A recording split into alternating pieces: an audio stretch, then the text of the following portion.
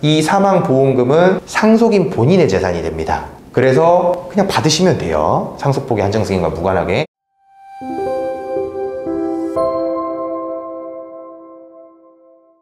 안녕하세요. 더 스마트 상속의 상속채무해결사 허한욱 변호사입니다. 상속포기나 한정승인을 하시려고 하시는 분들 중에서 변호사님, 제가 한정승인을 하면 또는 상속포기를 하면 돌아가신 분 유족연금을 못 받는 건가요? 사망보험금을 못 받는 건가요? 이제 이런 질문들을 또 하시는 경우가 종종 있습니다. 자, 오늘은 국민연금공단에서 지급되는 유족연금 또는 돌아가신 분이 피보험자로 계약이 돼 있는 보험에서 지급되는 사망보험금, 자, 이런 유족연금과 사망보험금을 받을 수 있는지 없는지에 대해서 한번 알아보도록 하겠습니다.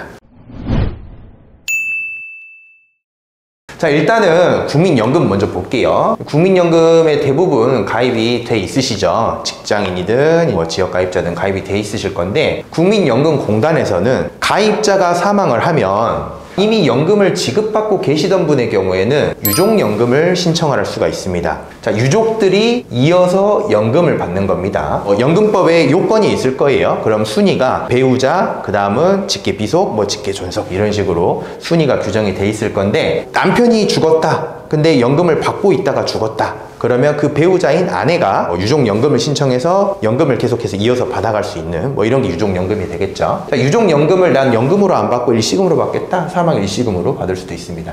그런데 일정 나이가 되지 않아서 연금을 못 받았지만 연금을 계속 가입을 해서 내다가 돌아가신 분이 있을 수 있습니다. 자, 그럴 때에는 반환 일시금. 자, 이미 납부한 금액에서 연금은 못 받았기 때문에 일정 비율에 따라서 계산해서 반환 일시금을 지급해줘요. 그럼 반환 일시금을 지급받을 수도 있을 거고, 이런 식으로 가입자가 사망했을 때 유족연금, 사망 일시금, 반환 일시금 중에 요건이 되는 것이 국민연금공단에 신청을 해서 받을 수가 있겠죠. 자, 연금법은 국민의 복지를 위해서 요건에 따라서 일시금이나 연금을 받을 수 있도록 규정을 해놓고 있는 거기 때문에 이건 상속 재산이 아닙니다. 연금법에 따라서 유족에게 인정되는 유족 본인의 재산입니다. 그러면 무슨 의미가 되냐? 내가 상속 포기를 해서 상속인에서 빠지더라도 돌아가신 분의 상속 재산이 아니기 때문에 원래 연금법에 따라서 내가 받을 유족의 지위에 있다면 내가 받을 수 있는 겁니다. 마찬가지로 내가 한정승인을 했다라면은 돌아가신 분의 상속 재산을 돌아가신 분 채권자한테 줘야 될 텐데, 이 연금공단에서 나오는 유족연금이나 사망일시금, 반환일시금은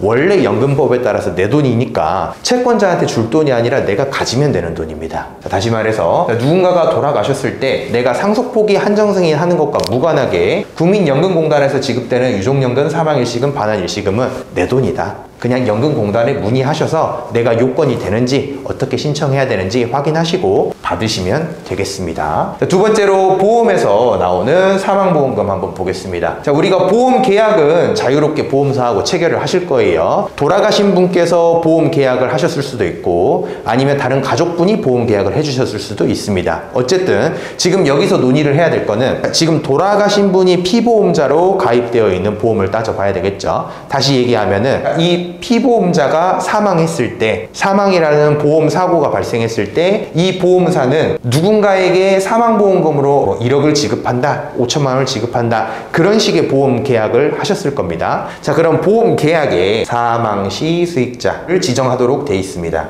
그러면 두 가지 케이스가 있겠죠. 사망 시 수익자를 지정한 경우가 있을 수 있고 지정을 아예 안 했을 수도 있습니다.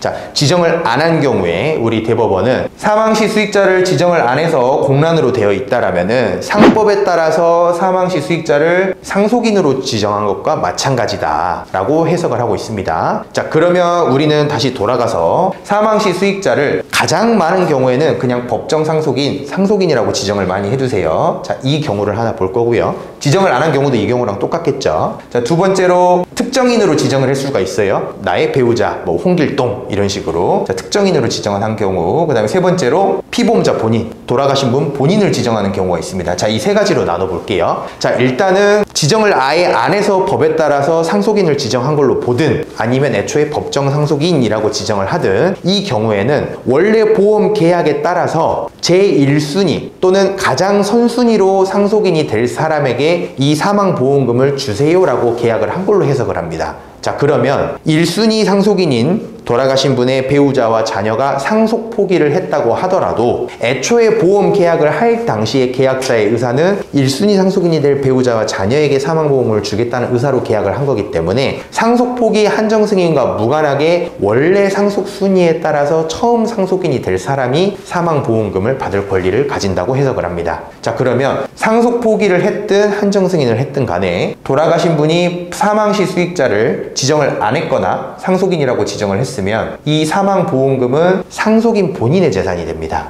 그래서 그냥 받으시면 돼요. 상속포기 한정승인과 무관하게. 자, 두 번째로 특정인을 기재했다라고 해볼게요. 홍길동이라고 기재를 했습니다. 애초에 보험 계약자가 사망사고가 발생하면 사망보험금을 홍길동한테 주세요라고 계약을 한 거기 때문에 홍길동의 재산입니다. 홍길동 씨가 그냥 가지면 돼요. 설령 홍길동 씨가 상속포기 한정승인을 했다고 하더라도 본인 재산이기 때문에 전혀 상관이 없습니다. 자, 마지막으로 돌아가신 분 본인을 사망시 수익자로 지정을 했다. 자, 그러면 보험사고가 발생하면 사망보험금이 돌아가신 분한테 지급이 돼야 될 겁니다. 다만 이미 돌아가셨기 때문에 이 채권이 상속재산이 돼서 다시 상속인한테 상속이 되겠죠. 자, 그럼 이 경우에는 상속인이 상속을 받는 재산이 되기 때문에 상속재산에 해당합니다. 그러면 상속 포기를 했다면 받으면 안 될 거고요. 한정 승인을 했다면 채권자한테 줘야 될 재산이 되겠죠. 결론적으로 정리를 하면 사망보험금의 경우에는 우리가 보험 계약에서 사망시 수익자를 누구로 했는지를 봐야 된다. 근데 사망시 수익자가 돌아가신 분 본인으로 지정되어 있으면 상속재산이기 때문에 받으면 안 된다. 또는 한정 승인을 했다면 채권자한테 줘야 된다. 그 외의 경우에는 상속재산이 아니다. 상속포기 한정승인과 무관하게 받으시면 되겠다 라고 이해를 해주시면 되겠습니다.